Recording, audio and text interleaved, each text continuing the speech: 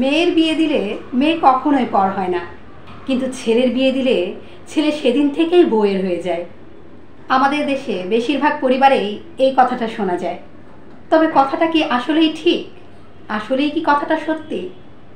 আসল কথা হচ্ছে, আপনি আপনার মেয়েকে 10 লাখ টাকা 20 লাখ টাকা খরচ করে বিয়ে দিলেও তার বিনিময়ে কিন্তু আপনি কোনো কিছুই তার কাছ থেকে আশা করেন না।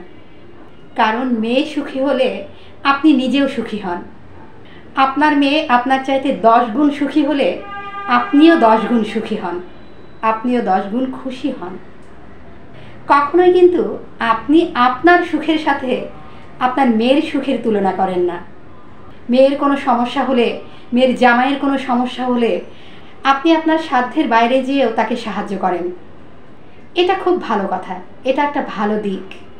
তবে অন্যদিকে আপনি আপনার ছেলেকে লেখাপড়া শিখিয়ে বড় করে চাকরি কিংবা ব্যবসা করার জন্য যদি 5 লাখ টাকা দেন, তখন কিন্তু তার কাছে আপনি অনেক কিছু আশা করেন। মাঝে মাঝে তাকে মনে করিয়েও দেন, তোর পিছনে ছোটবেলা থেকে কত টাকা খরচ করেছি। ছেলের বিয়ের পরে আপনারাই কিন্তু সেই ছেলেটাকে দূরে ঠেলে দেন।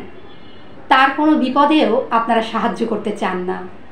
ছেলের বিবাহিত জীবনে ছেলের বউ কতটা সুখে আছে সেটাও কিন্তু আপনারা আপনাদের জীবনের সাথে তুলনা করে ফেলেন। ছেলের বিপদে ছেলেকে একা করে দেন ঠিকই, কিন্তু ছেলে সুখে থাকলে তার কাছ থেকে আবার সুখের ভাগ চান। আসলে কি জানেন, মেয়েদের উপরে কখনোই কেউ কোনো দিনও কোনো দায়িত্ব দেয় না। তাই মেয়ে যদি আপনার প্রতি তার 100 ভাগের মধ্যে 5 ভাগ দায়িত্ব পালন করে, তাতে আপনার মনে হয় আপনার মেয়ে আপনাকে নিয়ে অনেক ভাবে, আপনার মেয়ে আপনাকে অনেক বেশি ভালোবাসে, আপনার মেয়ে আপনার জন্য অনেক কিছু করে। কিন্তু একটা ছেলের ওপরে 100 ভাগ দায়িত্ব দেয়া হয়, আর সেই ছেলেটা যদি সেখান থেকে 70 থেকে 80 ভাগ দায়িত্ব পালন করে আর বাকিটুকু যদি করতে না পারে, তখন আপনার মনে হয় আপনার ছেলেটা বুঝি খুবই খারাপ।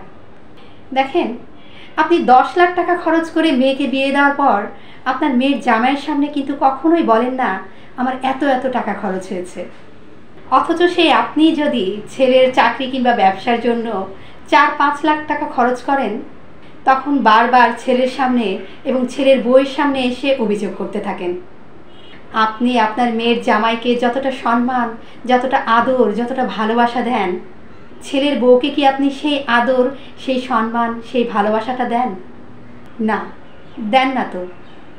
আসলে চরম সত্যি কথা এটাই যে অনেক বাবা মায়ের সাথে কোথাও না কোথাও ছেলের সূক্ষ্ম একটা স্বার্থের বেড়াজাল তো রয়েইছে, আর এটাই সত্যি।